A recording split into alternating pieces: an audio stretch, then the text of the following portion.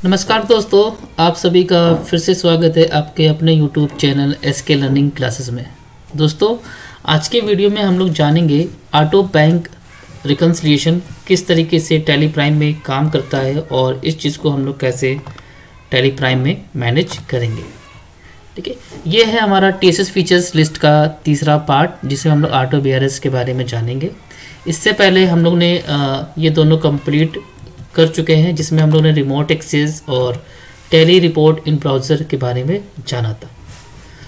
तो video start करने से पहले आप सभी से रिक्वेस्ट रहेगा कि अगर आपने अभी तक का हमारा यूट्यूब चैनल सब्सक्राइब नहीं किया है तो प्लीज़ सब्सक्राइब कर लीजिएगा, क्लिक करिएगा। देन उसके बाद राइट में जो बेल आइकन दिख रहा है इस पर क्लिक करके ऑल पे क्लिक कर दीजिएगा। तो इससे आपका जो भी हमारा लेटेस्ट वीडियो होगा उसका नोटिफिकेशन आपको मिलता रहेगा। तो चलिए शुरू करते हैं ऑटो BRS। तो ऑटो BRS करने के लिए, क्योंकि ये TSS फीचर्स का लिस्ट पार्ट 3 है जिसमें हम लोग ऑटो BRS के बारे में जानेंगे, और इससे पहले वाले वीडियो में भी आप लोगों को बताया गया है कि TSS फीचर्स के लिए आपके पास लाइसेंस वर्जन होना चाहिए। ठीक है, देन उसके बाद आपका जो टैली सॉफ्टवेयर सर्विस जिसे हम लोग TSS के नाम से जानते हैं वो आपका वैलिड होना चाहिए, तभी ये सारे फीचर्स काम करेंगे, अदरवाइज काम नहीं करेंगे। तो हमारा दोनों वैलिड है, देन उसके बाद इंटरनेट भी कनेक्ट है। तो अब हमें करना क्या होगा, हमें जिस भी कंपनी में ऑटो BRS यूज़ करना है, यहाँ पर मैंने आपके लिए 2 कंपनी के एग्जांपल लिया है। एक में पूरा डाटा करेक्ट है और एक में थोड़ा सा डाटा मिसमैच है। तो करेक्ट अगर आपका डाटा है तो उसमें कितना समय लगेगा और थोड़ा सा अगर मिसमैच है तो उसमें कितना समय लगेगा, दोनों हम लोग लाइव करके देखेंगे। तो चलिए चलते हैं। तो यहाँ पर सबसे पहले हम इस फोल्डर के डाटा को यहाँ से ले लेते हैं। अब ऑटो BRS के लिए आपको जो स्टेटमेंट चाहिए होगा बैंक से वो आपको PDF फॉर्मेट में चाहिए होगा। ठीक है, तो PDF फॉर्मेट में आपको बैंक की स्टेटमेंट की ज़रूरत पड़ेगी। अगर आपका PDF फॉर्मेट में आपको स्टेटमेंट मिलता है तो आप PDF फॉर्मेट से ऑटो BRS नहीं कर सकते। ठीक है, ज़्यादातर लोग टैली में जो भी बैंक रिकन्सिलिएशन करते हैं वो मैनुअल करते हैं, जिसके लिए उनको बैंक से एक PDF फॉर्मेट मिल जाता है। एंड PDF फॉर्मेट मिलने के बाद वो क्या करते हैं, तो यहाँ से एक कंपनी को फॉर एग्जांपल ओपन कर लेते हैं। Ctrl+C से कॉपी किया, देन उसके बाद स्पेसिफाई पाथ पे जाके मैंने उसका लोकेशन दे दिया। ठीक है, ये है हमारी कंपनी ड्रीम्स अनलिमिटेड। तो अगर आप मैनुअल BRS करते हैं तो उसके लिए हम लोग जाते हैं banking, gateway of tally banking में। बैंकिंग में जाने के बाद सबसे लास्ट में आपको मिल जाएगा बैंक रिकन्सिलिएशन, इस पे जाते हैं। देन उसके बाद यहाँ पर अगर आपका सिंगल बैंक है तो एंटर कर देंगे, अगर आपका मल्टीपल बैंक आपने मेंटेन किया है तो उस बैंक को सिलेक्ट करके एंटर कर देंगे। देन इसके बाद यहाँ पर हमें फिर मैनुअल BRS करना होता है। ठीक है, ये वो डेट दिखाई दे रही है जिस डेट में आपने अपनी टैली में रिकॉर्ड किया है ट्रांजैक्शन, पेमेंट एंड रिसिप्ट। ठीक है, अब ज़रूरी नहीं है कि जिस डेट में आपने उस ट्रांजैक्शन को रिकॉर्ड किया हो उसी डेट में आपका जो एक्चुअल बैंक है वहाँ पर भी इफेक्ट पड़ा हो। तो ऐसे में हमारी टैली की बैंक की डेट और जो हमारा एक्चुअल बैंक है उसका डेट मैच नहीं करता है। तो इसी बैंक की डेट को मैच करने के लिए हम लोग BRS करते हैं, जिसे हम लोग बोलते हैं बैंक रिकन्सिलिएशन स्टेटमेंट। ठीक है, तो यहाँ पर मैनुअल में क्या होता है कि आपको PDF से एंट्री को चेक करना होता है और फिर यहाँ से आप डेट देख के डालते हैं। सपोज आपने ये 20 जून को चढ़ाया था। ठीक है, 20 जून को आपको रिसिप्ट हुआ था, तो उसी दिन तो आपको बैंक में तो रिफ्लेक्ट करेगा नहीं, बट आपने टैली में रिकॉर्ड कर लिया। अब ये चेक जब आप बैंक में लगाएंगे तो 2-3 दिन बाद वो चेक क्लियर होगी और उसका अमाउंट आपकी बैंक में रिफ्लेक्ट करेगा। ठीक है, तो 20 जून को आपने चेक डिपॉजिट किया और मान लेते हैं वो आपका 25 जून को बैंक में क्लियर हो गया, तो जो बैंक डेट हो गई वो 25 जून हो गई। इसी तरीके से फिर से 20 जून है, ये 24 जून को हो गया। तो ऐसे में हमने क्या कर रहे हैं, हम लोग मैनुअल BRS कर रहे हैं, हम लोग मैनुअल एंट्री को एंटर कर रहे हैं। तो ऐसे में बहुत समय चला जाता है। अगर आपका बैंक ट्रांजैक्शन काफ़ी हैवी है, महीने में आप बहुत सारा बैंक ट्रांजैक्शन करते हैं तो BRS करने में घंटों का समय चला जाता है। और यदि यही चीज़ आप ऑटो BRS से करेंगे तो कितना आसान होगा, अब हम लोग इसको देखेंगे। तो यहाँ पर देखिए, आपको बस ऑटो BRS के लिए कंडीशन क्या है, आपका जो बैंक स्टेटमेंट है वो एक्सेल फॉर्मेट में होना चाहिए, जैसा कि आप यहाँ पर देख रहे हैं। ठीक है, इस एक्सेल फॉर्मेट को आप बैंक से रिक्वेस्ट करके मंगवा सकते हैं, या फिर अगर आप नेट बैंकिंग का यूज़ करते हैं तो आप नेट बैंकिंग के माध्यम से वहाँ से भी डाउनलोड कर सकते हैं। ठीक है, तो ये एक्सेल फॉर्मेट मिलने के बाद हमें इस फॉर्मेट को ओपन करके कोई भी चेंजेस नहीं करना है, ये सिर्फ मैंने आपको ओपन करके दिखा दिया है। ठीक है, कुछ इस तरीके से बैंक स्टेटमेंट का डिटेल रहेगा, कितने एंट्री है, ट्रांजैक्शन है, ओपनिंग क्लोजिंग, ये सारी चीज़ें। ठीक है, तो इसमें हमें कुछ भी नहीं करना है, इसको कर देते हैं बंद। हम चलेंगे उस कंपनी में जिस कंपनी में हमें ऑटो BRS करना है। तो सबसे पहला काम क्या होगा, बैंक के लेजर में कुछ कॉन्फ़िगर करना होगा। तो हम जाएंगे अल्टर लेजर, देन उसके बाद आपका जो भी बैंक होगा बैंक का नाम सिलेक्ट कर लेंगे, और यहाँ पर देखिए सारी डिटेल ऑलरेडी फिल्ड है। तो यहाँ पर आपको दो ऑप्शन मिलेगा, इनेबल ऑटो रिकंसिलिएशन, इसे हम लोग यस कर देंगे, यस किया, एंड दूसरा वाला जो ऑप्शन है इसे भी हम लोग यस कर देंगे। यस करने के बाद यहाँ पर हमें पाथ देना होगा जहाँ आपका बैंक स्टेटमेंट आपने डाउनलोड करके रखा हुआ है।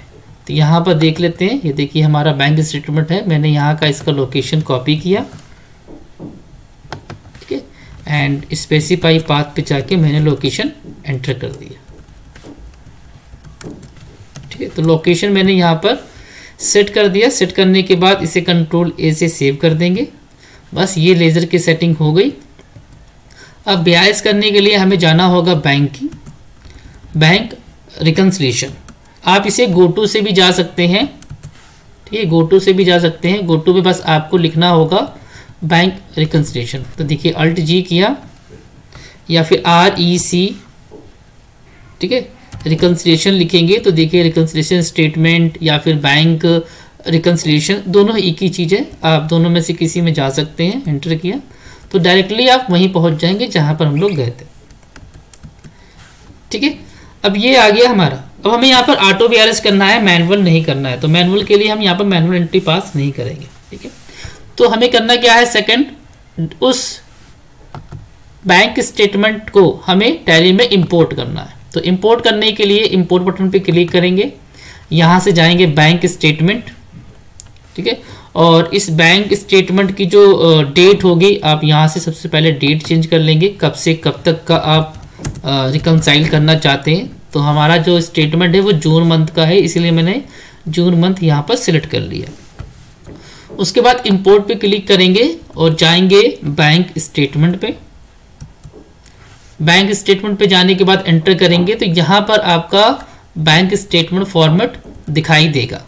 ठीक है, जैसे कि देखिए ये दिखाई दे रहा है HDFC बैंक स्टेटमेंट। आप यहाँ पर नाम देख सकते हैं HDFC बैंक स्टेटमेंट। ठीक है, और आप इसे बैक स्पेस करके यहाँ से लोकेशन चेंज करना चाहें तो यहाँ से भी चेंज कर सकते हैं। ये वही लोकेशन है जो हमने बैंक के लेजर में एंटर किया है। ठीक है, और यहाँ पर देखिए ऑटो BRS करने के लिए अगर आपके पास इन तीन में से कोई भी एक फॉर्मेट है, चाहे वो एक्सेल हो, CSV हो या फिर डेलीमिटेड हो, तो ये सपोर्ट करेगा। PDF सपोर्ट आपका नहीं करेगा। ठीक है, तो यहाँ से आप ऑल भी कर सकते हैं। ऑल करेंगे तो ऑल करने में क्या होगा कि यहाँ पर जितनी भी फाइलें हैं, वर्ड, JPG, PDF, वो सब आपको यहाँ पर दिखाई देने लगेंगे। देखिए कुछ इस तरीके से। ठीक है, सपोर्टेड पे क्लिक करेंगे तो जो सपोर्ट यहाँ पर फाइल करेगा, जैसे कि एक्सेल, CSV, डेलीमिटेड, वही फाइल दिखाई देगी और बाकी और कोई फाइल दिखाई नहीं देगी। तो यहाँ से मैंने ले लिया सपोर्टेड। तो सपोर्ट आपका बस यहीं पर 3 फाइल करेगा। ये है हमारा बैंक स्टेटमेंट। अब यहाँ पर स्टेटमेंट आने के बाद हम यहाँ पर एंटर बटन प्रेस कर देंगे। ठीक है, एंटर बटन प्रेस किया और यस करेंगे, क्योंकि ऑलरेडी हम कर चुके हैं इसलिए यस नो का ऑप्शन पूछ रहा है। मैंने यहां से यस किया। तो अभी क्या करेगा, आपका बैंक स्टेटमेंट इंपोर्ट करके इसने आपको प्रीव्यू दिखा दिया। फिर आपका आप जो बैंक स्टेटमेंट इंपोर्ट कर रहे हैं उसमें ये 6 एंट्री है और ये उसके ट्रांजैक्शन है। प्रीव्यू दिखा दिया। अब इसके बाद हम इसे इंपोर्ट कर लेंगे। तो जैसे इंपोर्ट किया देखिए हमारा बैंक स्टेटमेंट रिकनसाइल्ड हो चुका है हमारी टैली के ट्रांजैक्शन से। टोटल 6 ट्रांजैक्शन थे, आप यहाँ पर देख सकते हैं। ये देखिए 1 2 3 4 5 6 और 6 एंट्री रिकनसाइल्ड हो चुकी है। एंटर कर देंगे और ये देखिए सारी जो बैंक डेट थी वो ऑटोमेटिक फिल हो गया, हमें फिल करने की ज़रूरत नहीं पड़ी। तो इस तरीके से आप घंटों का काम एक ही सेकंड में, मिनटों में कर सकते हैं ऑटो बैंक रिकन्सिलिएशन के जरिए। लेकिन ये काम आपका तभी करता है जब आपका ट्रांजैक्शन सही से पास होता है। ठीक है, तो ये तो एग्जाम्पल हो गया, इसमें डाटा एकदम करेक्ट था। यहाँ पर जो भी पेमेंट एंड रिसीप्ट चढ़ाया गया है वो एकदम सही चढ़ाया गया है। ठीक है, रीज़न क्या हो सकता है कि आपका बैंक डेट आपकी टैली की डेट से मैच ना करे। उसका रीज़न यही हो सकता है कि सपोज आपने किसी को चेक दिया, ठीक है, आपके बैंक में पैसा आया था NEFT RTGS के जरिए, ठीक है, और आपने पेमेंट को रिकॉर्ड करते समय वहां पर सेलेक्ट कर लिया चेक DD। तो ऐसे में बैंक रिकॉर्ड करेगा आपको कि ये जो पेमेंट आपने किया है वो NEFT के जरिए किया है या फिर RTGS के जरिए किया है, और आपने अपनी टैली में चढ़ाया और आपने वहां पर कर दिया चेक। तो ऐसे में ये मैच नहीं करेगा। तो जो नेचर ऑफ ट्रांजैक्शन है बैंक का, वही नेचर ऑफ ट्रांजैक्शन आप अपनी टैली में भी रिकॉर्ड करेंगे तो एग्जैक्ट आपका स्टेटमेंट मैच कर जाएगा जैसा कि यहाँ पर मैच हुआ है। ठीक है, बस सिंपल सा आप एंटर कर देंगे और ये आपका स्टेटमेंट रिकनसाइल्ड हो चुका। अब चलिए दूसरी कंपनी का एग्जांपल लेते हैं जिसमें थोड़ा सा मिसमैच है। तो उसके लिए हम चलते हैं उस फोल्डर पे। ठीक है, तो यहाँ पर भी देखिए बैंक स्टेटमेंट रखा हुआ है मैंने। ये है बैंक स्टेटमेंट और ये इसका डाटा है। तो यहाँ से मैंने इसका भी कॉपी किया लोकेशन। ठीक है, यहाँ पर पाथ पे जाके ये दूसरी कंपनी है माई इंटरप्राइजेस, आप देख सकते हैं। ठीक है, अब इस पार्टी के लेजर में भी जाके हमें वो सारी सेटिंग करनी होगी।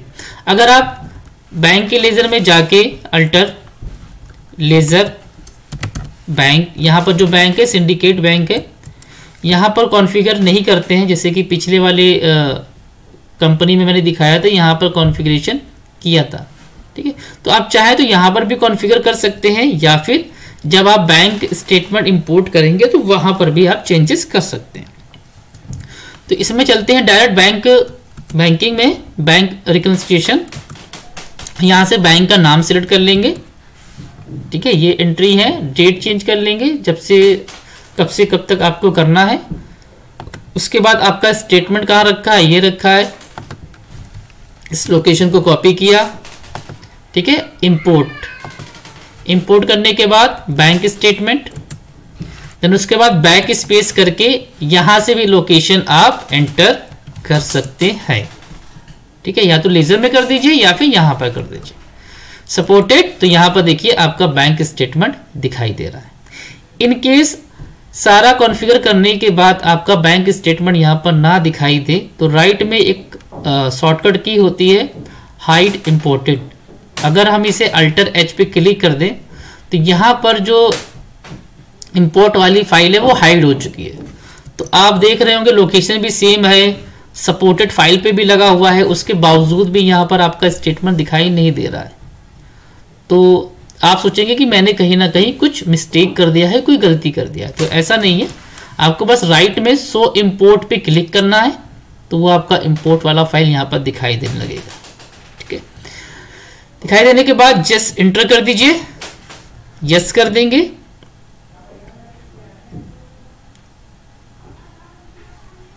ठीक है, यस करने के बाद क्योंकि मैंने प्रीव्यू इनेबल करके रखा हुआ है तो पहले ये इस एक्सेल के अंदर क्या डिटेल है उसका प्रीव्यू दिखाई दे रहा है। तो इसमें देखिए टोटल 13 ट्रांजैक्शन है, ये सारे अमाउंट सब कुछ दिखाई दे रहा है। ठीक है, क्लोजिंग बैलेंस 177 रुपये 58 पैसे। और यदि आप इस एक्सेल को ओपन करेंगे तो इसमें भी वही डिटेल दिखाई देगी। तो एक चलिए दिखा देते हैं आपको। ठीक है, इस स्टेटमेंट को ओपन करके आप कुछ भी बदलाव नहीं करेंगे। देखिए क्लोजिंग बैलेंस 177.58 आपको यहाँ पर दिखाई दे रहा, और ये टोटल आपके ट्रांजैक्शन वहाँ कितने थे, 13 थे ना, तो ये देखिए यहाँ पर 13 दिखाई दे रहा। तो इस स्टेटमेंट का प्रीव्यू वहाँ पर दिखाई देता है।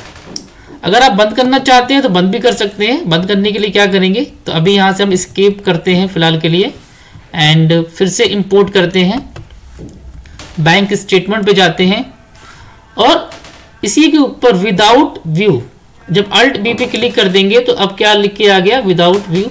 तो अब यहाँ पर व्यू नहीं दिखाई देगा, डायरेक्ट इंपोर्ट हो जाएगा।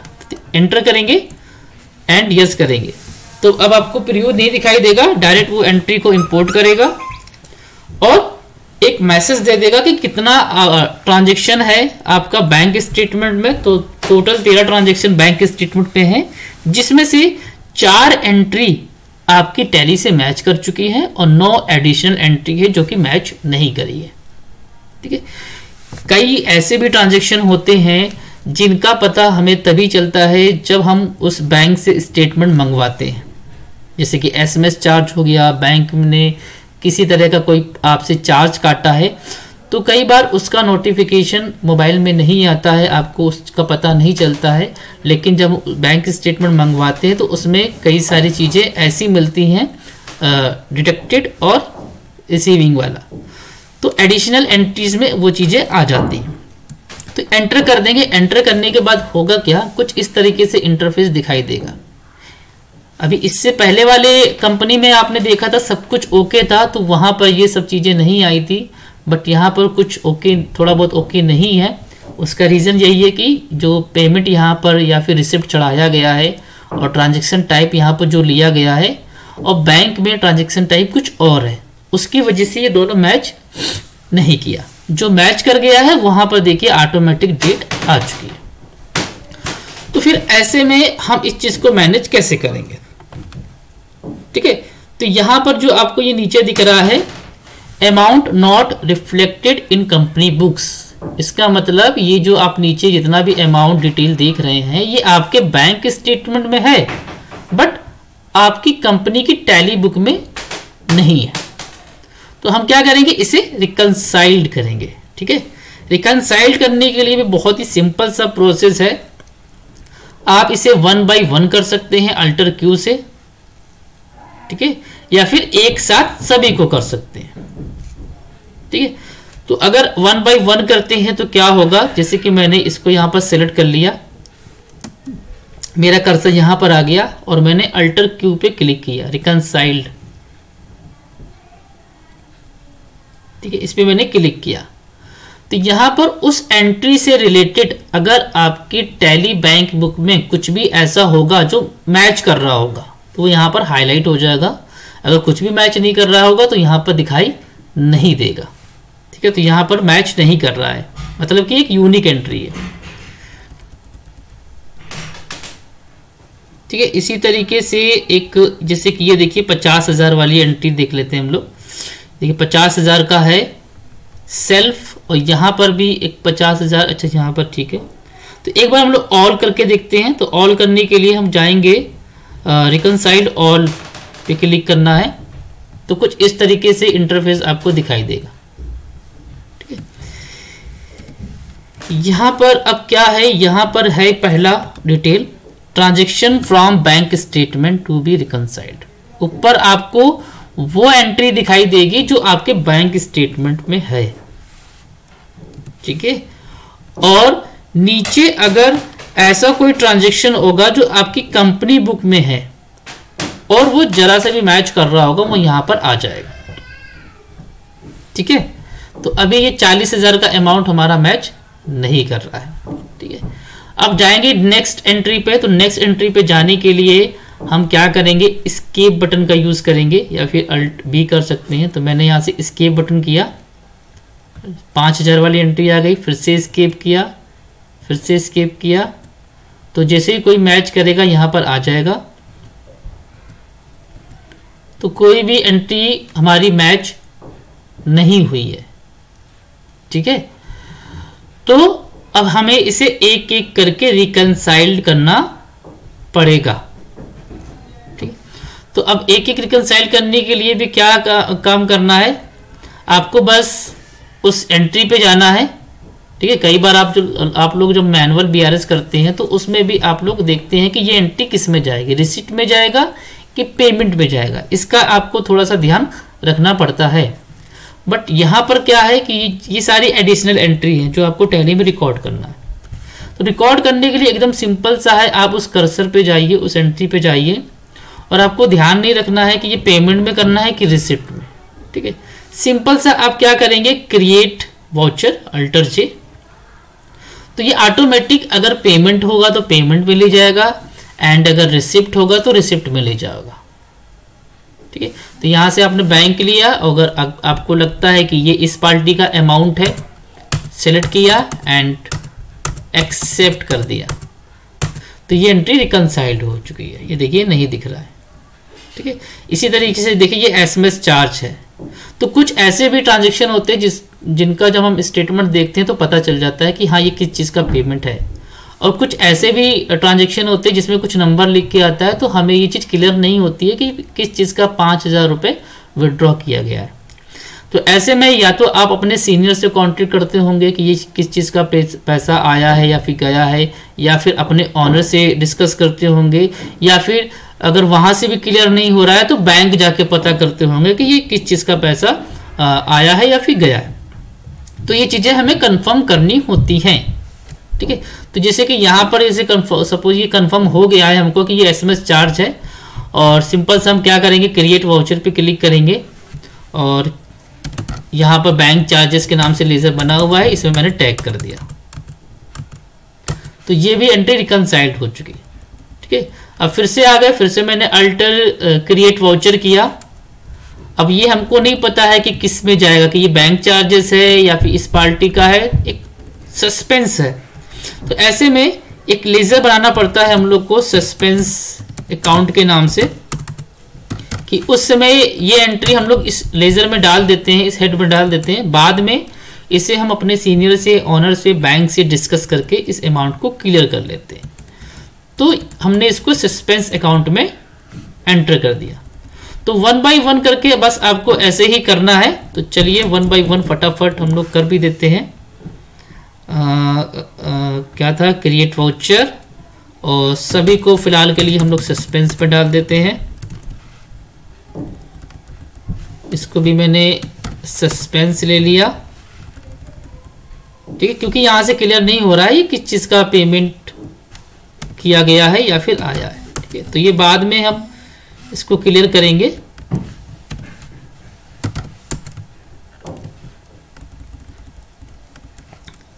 लास्ट ये भी क्लियर नहीं हो रहा है। ठीक है, एंड ये भी लास्ट।